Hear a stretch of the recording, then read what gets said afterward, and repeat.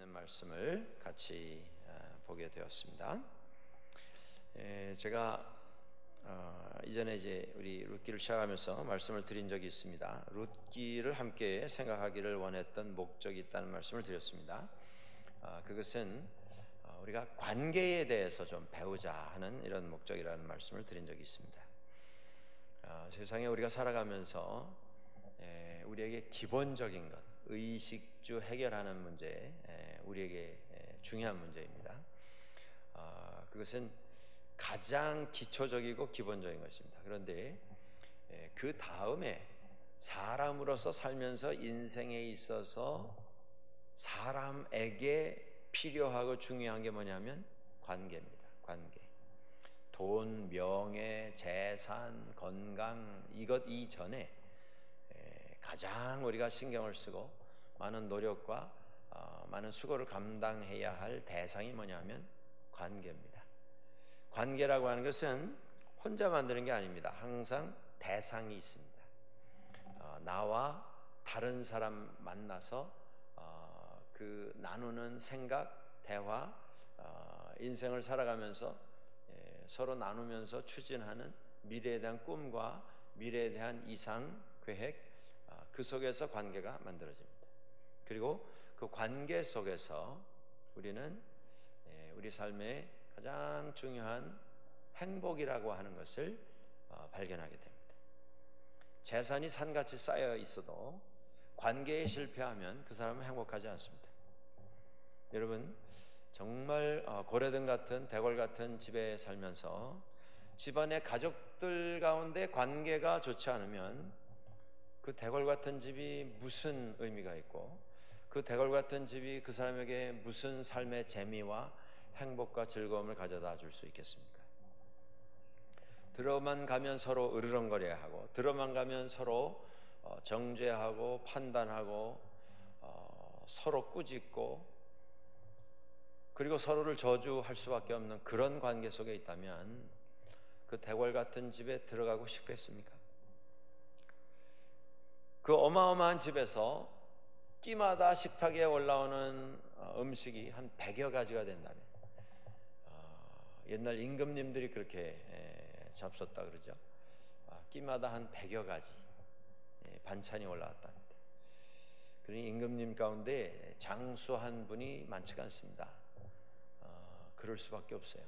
매 끼마다 100가지 반찬 올려놓고 그리고 잡숫고 그리고 임금님은 운동을 하면 안 됩니다.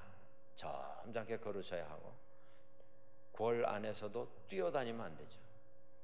천천히 점잖게 조금만 힘들면 그냥 옆에서 대들어가지고 뭐 팔 잡고 막 받들어서 힘 안 들이고 움직일 수 있게 조금 불편하다 그러면 대번 가마가 와서 사람을 태우고 나가는. 한번 생각해 보세요. 임금님이 하루에 한 6끼를 드셨습니다. 아침, 점심, 저녁 그건 이제 3끼 정해놓은 것이고 그 식간에 아침 식사 전에 일어나자마자 새벽에 일어나자마자 조금 뭘 드시고 그리고 아침 드시고 그리고 책 읽다가 그 다음에 또 식간에 뭘 드시고 점심 드시고 그리고 이제 뭐 신하들 만나서 나라 다스리는 일 함께 논일하고 그 저녁 전에 또 뭘 드시고 저녁 잡숫고 주무시기 전에 또 뭘 드시고 그러니 세 끼에만 100가지 음식이 올라왔고 그 사이사이에 또 몇 가지가 올라왔는지 상상을 초월합니다. 그런 음식이 매일 차려지는 집이라 할지라도 그 집에 들어가기가 싫으면 그 음식이 그 인생에 무슨 기쁨, 무슨 행복을 가져다 줄 수가 있습니까? 가난해도 우리 성경에도 나오지 않습니까? 싸우면서 고기 반찬 먹는 것보다 푸성기라도 그저 아무 영양가 없어 보이는 풀 같은 걸 먹더라도 화목하는 그 가정이 복된 가정이고 그 사람이 행복한 사람이다. 우리는 어떤 소유라고 하는 것에는 목숨을 걸고 대들어서 그걸 지켜내려고 하고 그걸 얻으려고 하는 이런 본능적인 모습들이 있습니다만은 관계라고 하는 것에 대해서는 우리는 너무나 초연합니다. 그냥 아무 때나 포기할 수 있는 것으로 그렇게 생각하세요. 사실은 관계가 더 중요한 것인데 관계는 포기하고 무슨 소유할 대상은 절대 놓지 않으려고 하는, 그래서 불행이 점점 커집니다. 인생에 있어서 행복을 가져다 줄 관계는 아무렇지도 않게 생각하고 오히려 분쟁의 소지가 될 수 있는 소유의 대상에 대해서는 집착을 가지고 대들기 때문에 삶이 진행되면 될수록 복잡해지고 어려워지고 불행한 일들이 많아지게 되는 이유가 거기에 있는 것을 볼 수가 있습니다. 관계가 중요합니다. 그러니까 여러분들 관계를 그냥 헌신짝 다루듯이 마음에 안 들면 휙 집어던져 버리는, 조금 피곤하고 내게 좀 부담이다 하면 그냥 포기해버리고 잊어버리고 멀리해버리는 그런 것에서 우리가 좀 돌아서야 합니다. 그리고 어떻게 하든지 믿음 안에서, 신앙 안에서 좋은 관계를 만들기 위해서 필요하다면 내가 생각하는 내 것 좀 내려놓는 훈련들을 해야 합니다. 그때 가정에도 웃음이 회복될 것이고 가정 안에서도 서로를 향한 축복의 언어들이, 사랑의 언어들이 회복될 것이고 행복이 돌아오게 될 것입니다. 나오미하고 룻, 이 관계는 특별한 관계입니다. 한국 사회에 있어서 제일 어려운 관계라고 우리가 소위 부르는 그런 관계입니다. 고부 간의 관계입니다. 한 사람은 시어머니고 또 하나는 며느리입니다. 근데 그 며느리가 무슨 양갓집 귀수 출신이 아니고 이방 나라에 이민 갔는데, 그것도 먹을 것이 없어서 굶어 죽게 되어서 이민을 가는데, 이민 가서 거기서 이방 족속 며느리를 얻었습니다. 근데 무슨 뭐 재산을 싸들고 온 그런 며느리가 아닙니다. 근데 남자들이 다 세상 떠납니다. 나오미 남편, 그리고 두 아들, 그래서 여자 셋만 낳게 되었고 결국 고향에는 둘만 돌아옵니다. 그런데 고향에 돌아왔는데 뭐가 기다리고 있어서 돌아온 게 아닙니다. 외국에서 그냥 있다가는 여자들 셋이 그나마 목숨도 부지하기가 힘들겠다라고 하는 결론 내리고 현실을 찾아 돌아온 겁니다. 그런데 돌아왔을 때 아무도 기다리는 사람 없었고 그 무엇도 그들을 맞이할 수 있는 무슨 기반이 마련되어 있지 않은 상태에 돌아왔습니다. 둘 간의 관계가 굉장히 어려울 수 있는 관계인데 그 관계를 더 어렵게 하는 게 뭐냐면 상황이었습니다. 당장 생계를 이어갈 수가 없는, 당장 뭐 돌아왔는데 아무데도 의지할 데가 없는, 그냥 몸만 돌아온 겁니다. 몸만. 돌아와서 룻이 한 일이 무엇입니까? 추수 때에 밭에 나가서 추수하는 사람들이 떨어뜨린 이삭을 주워서 그거 털어서 먹는 일을 했습니다. 이렇게 보면 무슨 대단히 뭐 낭만적인 모습으로 잘못 우리가 읽을 수 있는데요. 이건 가장 비참한 삶의 모습입니다. 가장 비참한 현실의 모습입니다. 그러니까 손바닥만한 땅도 없는 두 여인이 아무도 돌아보지 아니하는 상태에서 남의 밭에 가서 거기 떨어진 거 주워서, 그것도 못 줍게 하면 주울 수도 없는, 그 밭주인이든지 일하는 사람들이 자꾸 이제 방해를 하고 이러면 거기 나갈 수도 없는, 내 운명이 나의 노력에 의해서 결정되는 게 아니고 다른 사람들이 어떤 마음을 먹느냐에 따라서 내 인생이 이렇게도 저렇게도 영향받을 수 있는 정말 의지할 데 없는 불쌍한 현실이었습니다. 그런데 그 어려운 상황에서 나오미와 룻은 우리에게 많은 감동을 주는 이런 선택을 하고 삶의 기준과 원칙을 세워 나가는 것을 우리가 확인해 왔습니다. 그 끝에 오늘 이제 우리가 4장을 읽게 되는데요. 보아스라고 하는 사람의 밭에 가서 나오미가 며느리인 룻을 그곳에 보내서 이삭을 죽게 하는 중에 보아스에게 나오미가 소개가 됩니다. 그리고 보아스는 나오미가 룻이 소개가 됩니다. 그리고 룻은 보아스에게 이미 기억된 바 된 이러한 존재였습니다. 룻에 대해서 집안에 소문이 난 것이죠.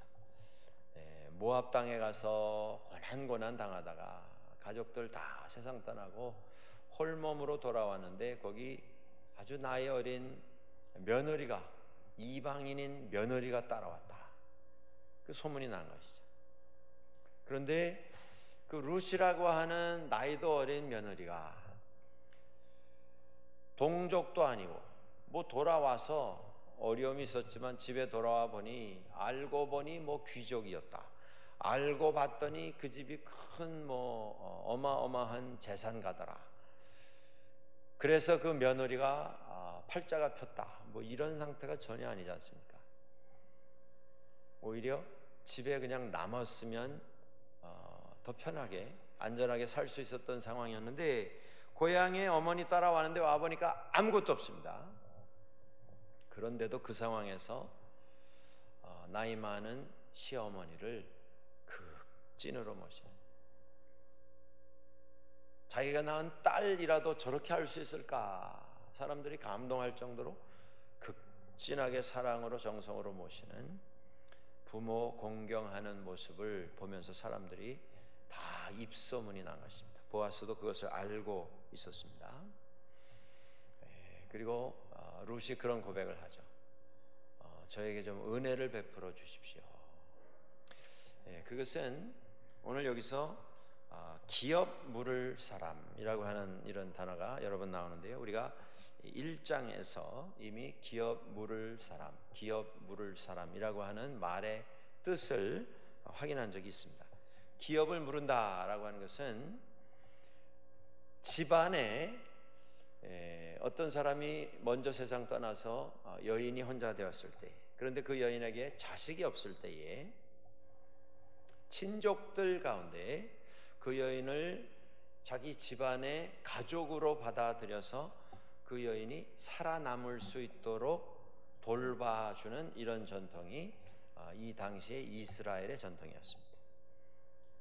그렇게 혼자 된 자식이 없는 여인을 받아들여서 자식이 공양할 수가 없는, 자식이 그 어머님을 이렇게 돌봐드릴 수가 없는 이런 상황에 있는 혼자 된 여인을 받아들여서 집안 가족으로 삼고, 또 그 여인을 통해서 자식이 나오면 이미 세상 떠난 이 여인의 남편의 자식으로 족보에 올라갑니다.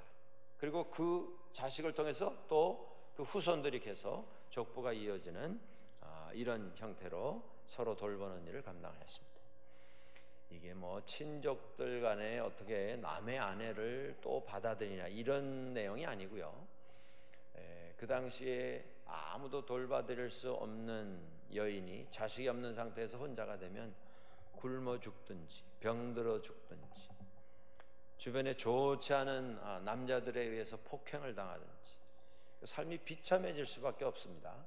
그래서 그걸 방지하기 위해서 이 구약 성경 안에서 말씀을 기준해서 그 여인을 집안의 가족으로 받아들이는, 아내로 삼는 이런 일들이 있었습니다. 그런데 그걸 이제 기업 물으는 사람이라고 말합니다. 그런데 그 기업 물을 권한이 누구에게 제일 먼저 있었냐면 세상 떠난 그 남편 된 사람의 형제들에게 가장 먼저 그 책임이 주어졌습니다. 물론 이것은 억지로 하는 것은 아니었어요. 그래서 가장 큰 형에게 먼저 그 책임이 돌아가고, 그래서 그 밑으로 이렇게 이어집니다. 그런데 그 집안에 아무도 그것을 받아들일 수 있는 준비가 되어 있는 사람이 없다라고 할 때는 그 책임이 어디에게로 넘어가냐면 삼촌에게로 넘어갑니다. 그 세상 떠난 사람의 뭐 작은 아버지든지 큰 아버지든지 어떻게 해서라도 집안에서 이 여인들을 돌봐줘야 하겠다라고 하는 그 정신을 이어가기 위해서 그렇게 한 것이고요. 그 삼촌이 그것을 이행할 수 있는 상태가 아니다라고 하면 그 삼촌의 아들들에게 세상 떠난 사람들의 사촌이 되겠죠. 외가 쪽은 아니고 친족으로, 본가 쪽으로 사촌들에게 그 책임이 돌아가게 되어 있었습니다. 그것이 레위기 25장 48절 이하에 자세하게 설명이 되어 있습니다. 자, 오늘 성경에 나오는 보아스, 그리고 보아스보다 더 가까운 친족이 하나 있었습니다. 아마 형제는 아니었던 것 같고요. 뭐 삼촌이든지 사촌 중에 이렇게 서로 연결되는 사이인 것 같습니다. 자, 그런데 보아스가 그 사실을 알았기 때문에 이 보아스는 룻에 대해서 아주 좋은 마음을 가지고 있었습니다. 여러분들, 이 룻기 처음부터 끝까지 룻의 어떤 모습에 대해서는 한마디 언급이 없습니다. 성경에 가끔 그런 표현이 나옵니다.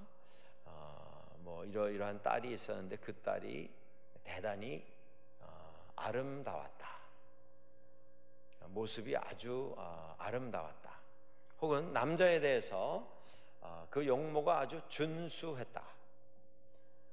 아주 미남이었다. 그런 이야기들이 가끔 나옵니다. 자주는 안 나오지만. 그런데 오늘 이 룻이라고 하는 여인에 대해서 이게 뭐 룻의 인생 처음부터 지금 제일 중요한 시기 아니겠습니까? 그리고 그에 있어서 그가 다시 결혼을 하고 그가 또 좋은 마음을 가지고 시모님을 섬기고 돌봐드리고 사랑으로 극진히 이렇게 봉양하는 이런 모습이 나오는데, 룻의 모습에 대해서는 한마디 나오지 않습니다. 그러니까 보아스가 룻에 대해서 어떤 좋은 마음을 가진 것은 첫째, 겉모습 때문은 아닙니다. 두 번째, 그 여인이 가지고 있었던 무슨 가정적인 배경, 그 여인을 내가 기업 물을 자가 되어서 우리 가족으로 받아들이게 되면, 결혼을 하게 되면 이 결혼과 함께 내게 돌아올 이러이러한 반대급부 유익이 있을 것이다, 이익이 있을 것이다, 그런 면이 전혀 없습니다. 보아스가 이 룻에 대해서 좋은 마음을 가진 것은 첫째, 불쌍하고 어려운 사람을 긍휼히 여기는 마음 때문이었습니다. 다른 무슨 흑심이 있고 다른 속셈이 있고 계산이 있어서 그런 게 아니고, 어려움 당하는 사람에 대해서 조금 더 호의를 베풀고 은혜를 베풀고자 하는 믿는 자의 가장 기본적인 마음이 그에게 있었기 때문에 이 룻에 대해서 배려를 한 것입니다. 두 번째는 룻이 그곳에 와서 살면서 보여준 그 삶 속에 나타난 룻의 사람됨됨이 때문에 그에게 호감을 품게 된 것입니다. 어머님을 대할 때에 극진히 대하고 뭐 하나 떨어지는 것이 없이 최선의 정성을 기울여서 그 어머님 모시는 걸 보면서 이 여인이 참 마음이 정말 순수하고 마음이 선한 여인이구나, 정말 정신이 제대로 된 여인이구나, 이걸 본 것입니다. 그리고 그 다음에 룻의 믿음을 본 것입니다. 그는 하나님을 믿는 자로서 하나님 안에서의 삶의 원칙을 가지고 삶을 이어갔습니다. 가장 어려운 때이지만 믿음 안에서 소망을 가지고 하나님 바라보면서 인내하면서 살아가는 모습을 보면서 보아스는 룻에 대해서 좋은 감정을 가지게 된 것입니다. 자, 그런데 가정 안에 기업 물을 자의 순서에 대해서는 누가 제일 먼저 그 책임을 맡아서 해야 되는가, 그것에 대해서는 나오미가 누구보다도 잘 알고 있었습니다. 집안의 어른이기 때문에. 보아스 이전에 집안의 어떤 순서로 기업 물을 책임을 먼저 감당해야 할 사람이 있었습니다. 그런데 나오미는 룻을 보아스에게 보냅니다. 그리고 보아스의 밭에 가서, 다른 밭에 가지 말고 그곳에서 그의 어떤 호의를 받으면서, 보호를 받으면서 거기서 이삭을 줍도록 해라. 자, 이 상태에서 세상에서도 이런 일들이 가끔 일어날 수 있습니다. 그런데 이 상태에서 보아스는 자기가 어떤 룻에 대해서 가지고 있는 호감, 좋은 생각, 좋은 감정, 그것을 앞세워서 원칙을 무시하고 순서를 무시하고 정해져 있는 어떤 규칙, 정해져 있는 어떤 전통, 이거 뭐 서로를 살리기 위한 좋은 전통입니다. 이런 것을 다 무시하고 어떻게 해서든지 내가 이 여인에 대해서 가진 이 생각을 내가 관철시키겠다. 그래서 뭐 돌아다니면서 설득을 하고 이렇게 하지 않았습니다. 이게 중요한 겁니다. 우리가 믿는 사람으로서 세상 살아갈 때에 원칙이라는 게 있습니다. 순서라는 게 있어요. 근데 그 순서에 반해서 내가 가지고 있는 내 생각이 있을 수 있지 않습니까? 내가 원하는 것이 있을 수 있지 않습니까? 근데 원칙대로 순서대로 가면 나에게 내가 원하는 것을 이룰 수 있는 기회가 없어질 수도 있는 그런 상태가 될 때에 우리가 어떻게 할 것인가? 그런데도 보아스는 순서대로, 정해진 원칙대로, 자기들이 세운 전통대로 그것을 존중히 여기면서 그렇게 진행하는 것을 볼 수가 있습니다. 이게 중요한 겁니다. 여러분들, 제가 드리는 말씀의 요지는 전통을 목숨을 걸고 사수해야 한다, 그런 뜻으로 드리는 말씀이 아니고, 이게 전통이든 규칙이든 다 공동체에서 합의하고 동의할 때에 규칙이 되고 전통이 되는 거 아니겠습니까? 그게 중요한 거죠. 모든 사람들이 다 인정을 하고 동의할 만한 공감대, 그걸 존중히 여기는 마음을 가지고 일을 처리하는 것을 볼 수가 있습니다. 그래서 보아스가 그런 말을 합니다. 나보다 내 앞서 이 기업 무르는 이 책임 혹은 특권, 이것을 먼저 받아야 할 사람이 있으니 좀 기다려서 그것을 확인하도록 하자. 그래서 오늘 본문이 그 말씀입니다. 길에 나갔다가 그 지나가는 그 당사자를 발견하고 부릅니다. 증인을 세우고 거울에 장로들을 청해서 그 안에 앉혀놓고, 그 앞에 앉혀놓고 이제 내용을 소개를 합니다.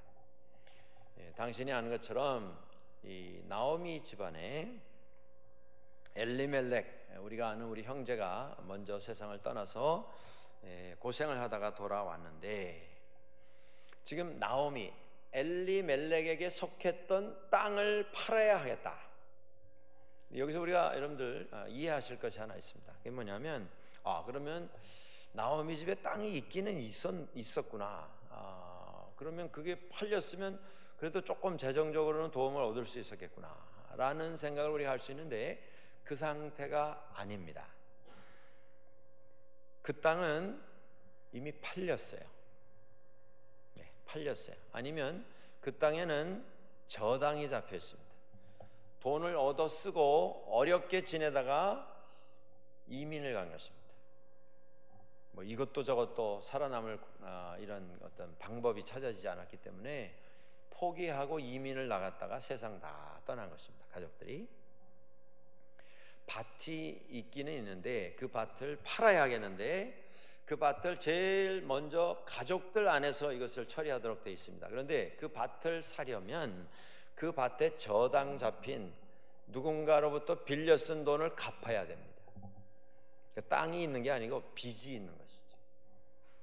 그 땅을 받아서 다시 그 가정에 회복을 시키려면 그 땅에 잡혀 있는 빚을 갚아야 하는 것입니다. 그랬더니 이 땅을 팔려고 하는데, 당신이 제일 먼저 그 권한을 가진 자이니까 여기서 확인을 해달라. 이 땅을 사겠느냐? 그랬더니 이 사람이 사겠다 그럽니다. 여러분, 상거래의 가장 큰 기준, 가장 큰 원칙은 뭡니까? 상거래에 있어서 이걸 사고 팔아서 뭘 만들자는 게 상거래입니까? 이익을 만드는 게 상거래의 가장 큰 목적입니다. 가장 큰 기준이고 원칙이에요. 가끔 시장 가서 물건 뭐 좀 싸게 합시다, 깎아주셔 하다가 뭐 이제 흥정흥정하다가 살 때 그 파는 분이 그렇게 말씀하시는 분 있잖아요. 아, 이건 진짜 오늘 손해 보면서 내가 장사한다. 손해 보면 안 해야죠. 돈의 손해가 아니고 내가 여기다 기울인 그 정성 수고 이거 옮기느라고 이거에 비하면 이건 너무 내가 진짜 좀 손해 본다 그런 뜻이지. 손해 보고는 못 팝니다. 팔 수가 없죠. 무슨 뭐 부도가 나서 다 정리하는 그런 상태가 아닙니다. 모든 상거래의 가장 최고의 철학은 뭐냐면 이익을 만드는 겁니다.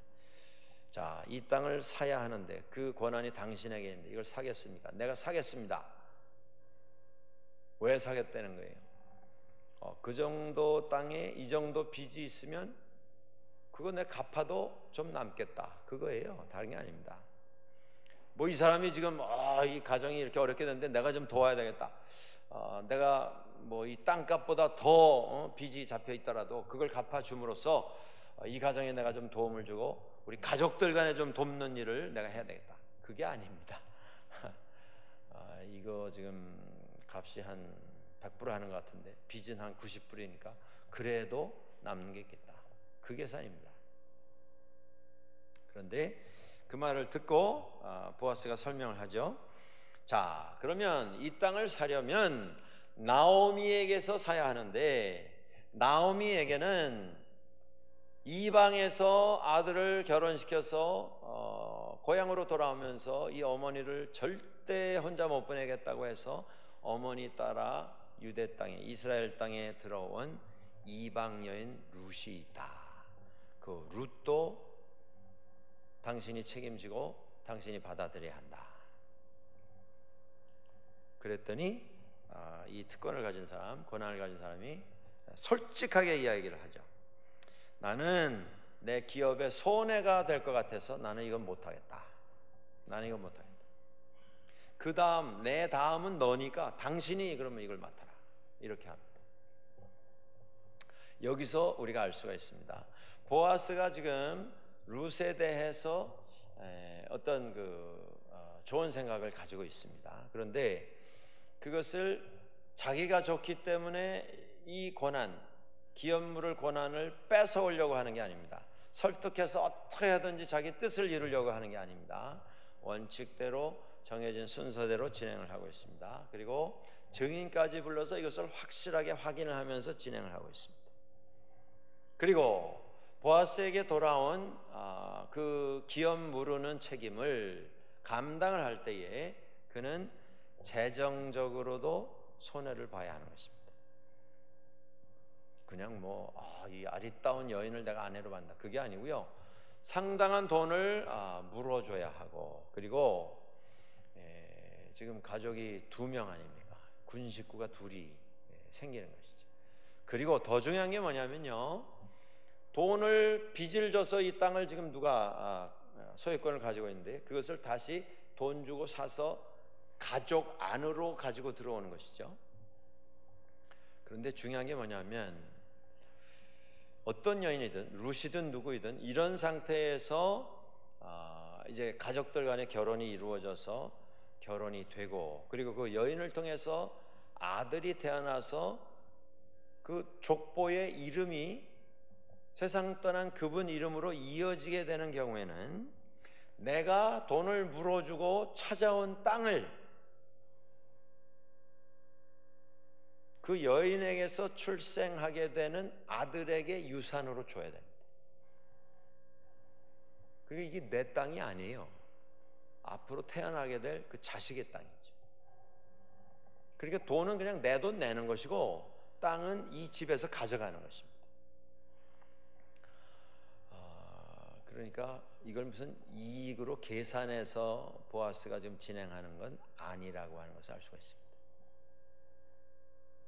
자, 이렇게 해서 진행이 됩니다. 보아스는 아까 말씀드린 대로 룻에 대한 긍휼히 여기는 마음, 룻에 대한 존경심, 룻의 어떤 인격, 성품, 그의 믿음, 그리고 그의 나이 많은 시어머님을 모시는 그 일에 대해서 굉장히 그 좋은 마음을 가졌습니다. 이 사람은 단순히 착한 사람이 아니고 선한 사람이구나, 그런 판단을 하게 된 것입니다. 여러분, 사람을 보실 때에 사람의 근본을 보고 우리가 판단할 필요가 있습니다. 그리고 그 판단은 나중에 하셔도 돼요. 성급하게 판단하지 마십시오. 이 사람은 이런 사람이다, 내가 단정해서는 안 됩니다. 내가 보기에 이 사람은 가망성 없다, 이 사람은 틀렸다, 이 사람은 우리가 포기해야 된다.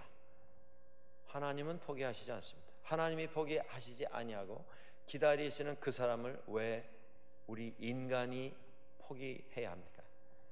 섣불리 판단하고 섣불리 결론 내리지 마십시오.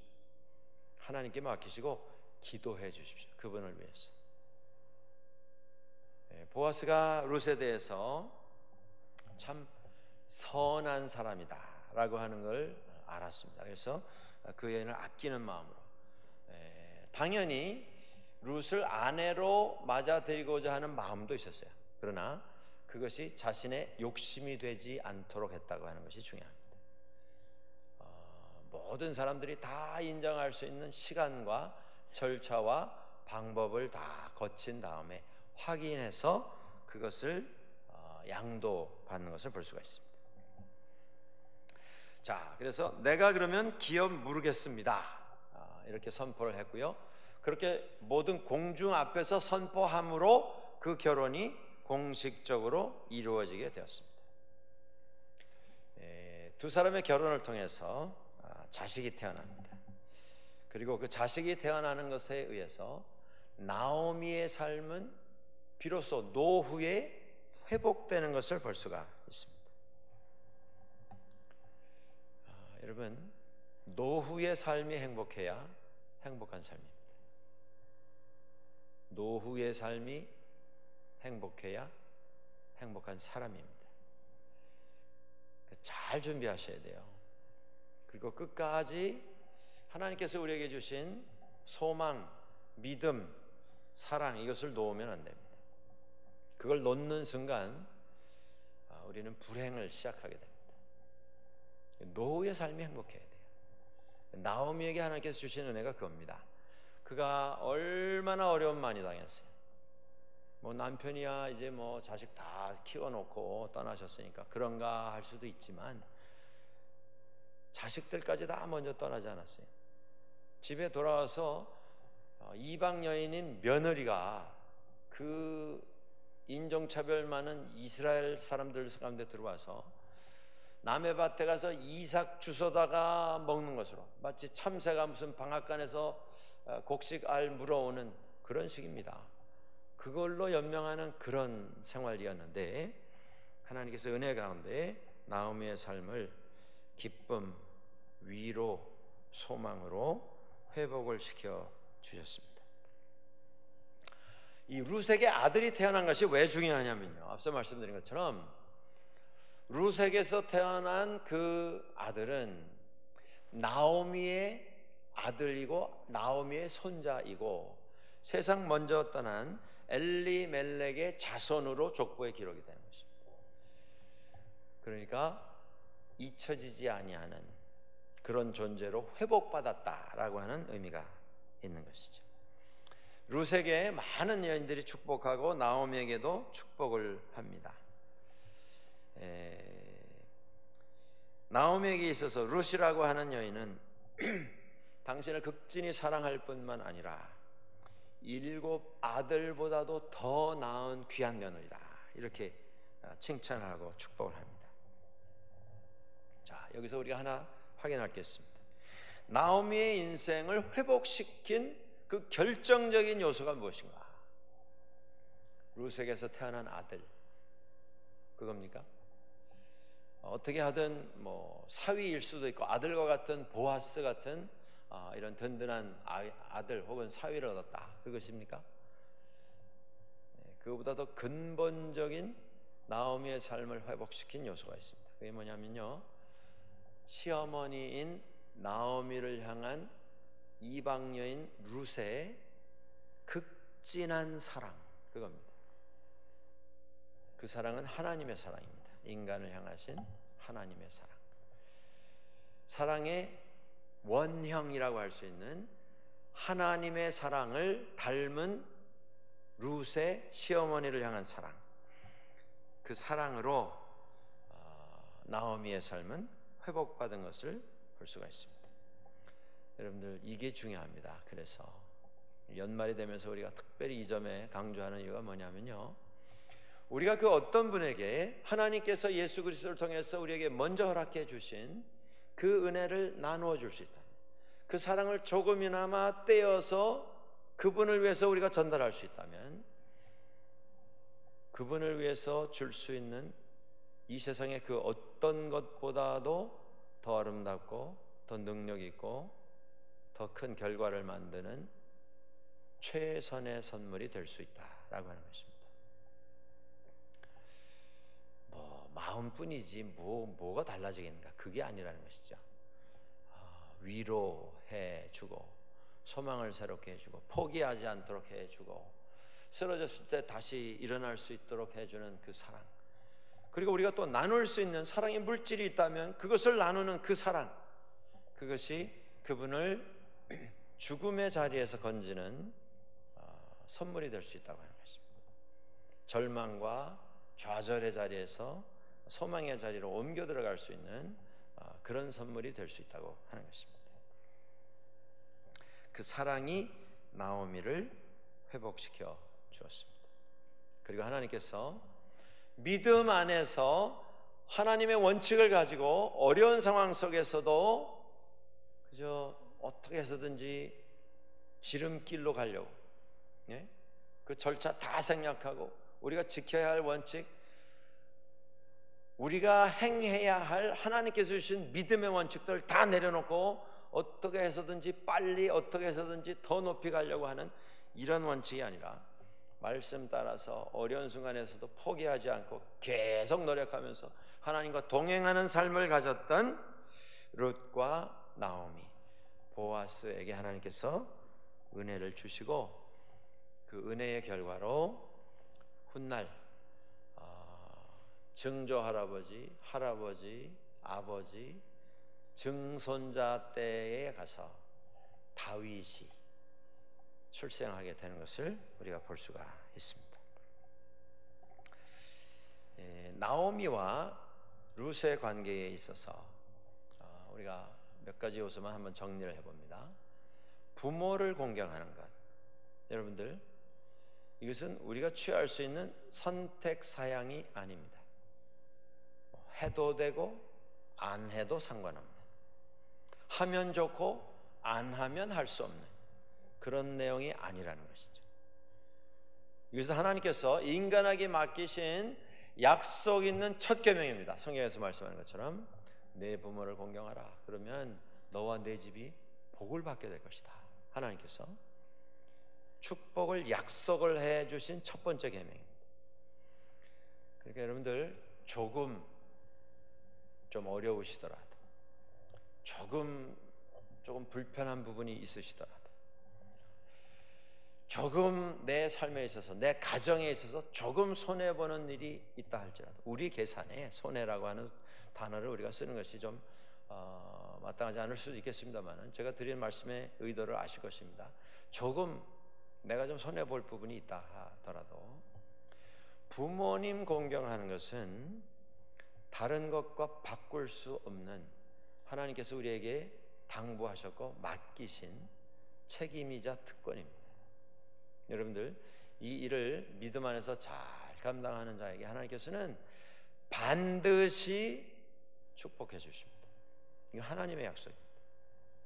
저는 그런 분들을 수없이 많이 봐왔습니다. 여러분들께서 혹 그 일을 감당함에 있어서 지치거나 실망하거나 막 포기하고 싶은 이런 마음이 생기실 때 다시 생각하시기 바랍니다. 이건 하나님께서 내게 주신 특권이다. 이건 하늘나라의 상급을 쌓는 가장 좋은 일이다. 내가 이 일을 어차피 내게 맡기신 책임이고 내게 주신 사명으로 감당한다고 하면 내가 좀 기쁨으로 해야겠다. 생각을 바꾸시길 바랍니다. 하나님께서 우리에게 은혜를 더해 주실 것입니다. 그 다음에 룻의 관계에 있어서 그가 신앙 안에서 자신에게 진실된 원칙을 따라갔다라고 하는 것입니다. 상황에 의해서 이렇게 저렇게 하지 않았습니다. 자기가 필요로 하는 그것을 메꾸기 위해서 절대 지름길 택하고 쉬운 길 택하고 생략하고 무시하고 그렇게 가지 않고 하나님 신앙 붙잡고 그 믿음 안에서 보여주시는 길을 끝까지 걸어갔습니다. 세상 방법 따라가지 않았고요. 우선순위가 뒤바뀌지 않았고요. 하나님만 바라보고 하나님만 의지하면서 걸어갔습니다. 오늘 룻기에서 우리가 찾아보는 관계의 비결이 또 있습니다. 서로에게 관심을 가지는 것입니다. 사람들은요, 다 나보다 좀 나은 사람에게만 관심을 가지죠. 나보다 조금 높은 사람에게 관심을 가집니다. 근데 재미있는 게 뭡니까? 나보다 좀 나은 사람이라고 하는 그 사람도 자기보다 나은 사람 바라본다, 그 말씀이에요. 그렇게 관계가 만들어지겠어요? 계속 쫓아만 가는 거죠. 그림자 쫓아가듯 끝도 없는 추적을 하는 겁니다. 평생. 거기서 무슨 기쁨이 찾아집니까? 그렇지 않습니다. 좀 어려움이 있어서 도움을 필요로 하는, 조금 이해를 필요로 하고 우리의 기도를 필요로 하고 우리의 좀 격려와 위로를 필요로 하는 분들, 그분들에 대해서 관심을 가지고 긍휼히 여기는 마음이 있어야 합니다. 사람을 좀 긍휼히 여기는 마음. 평가만 하고 점수만 먹이고 뭐 저 사람은 몇 점짜리, 저 사람은 이게 장점인데 저게 단점이다, 늘 분석만 하는, 그게 아니고 사람을 좀 사람으로 보고 긍휼히 여길 줄 아는, 그리고 은혜를 베풀 수 있는 그곳에 좋은 관계가 시작이 됩니다. 자기 욕심, 자기 우선순위, 자기가 원하는 것, 보아스가 일처리하는 것 보면 그는 룻에 대해서 좋은 감정을 이미 가졌습니다. 그러나 그것을 우선하지 않았습니다. 모든 사람에게 덕이 되는 일을 순서를 밟아서 진행을 합니다. 하나님이 원하시면 보아스 앞에 기업 물을 사람이, 먼저 기업을 물을 권한을 가진 사람이 5사람, 10사람이 있었어도 보아스와 룻이 함께 하도록 하나님께서 인도해 주셨을 것입니다. 또 보아스가 기업 물을 첫 번째 사람이라 할지라도 그것이 하나님의 뜻이 아니면 하나님은 이루어 주시지 않았을 것입니다. 우리는 하나님의 뜻이 어디에 있는지 지금은 모릅니다. 그러나 하나님이 우리에게 주신 말씀을 통해서 하나님의 길을 가며 하나님께서 우리에게 주신 원칙을 따라서 순종할 때에 그 뜻을 확인받을 수가 있습니다. 그리고 하나님의 뜻이 최선인 것을 우리도 발견하게 될 것입니다.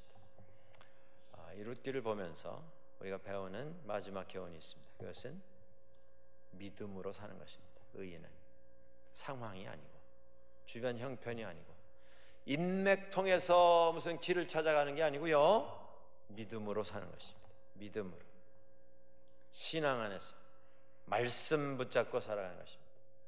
어려움 속에서도 믿는 사람들은 그래서 포기하지 않습니다. 왜냐하면 이 모든 것이 지나가는 과정인 것을 알기 때문입니다.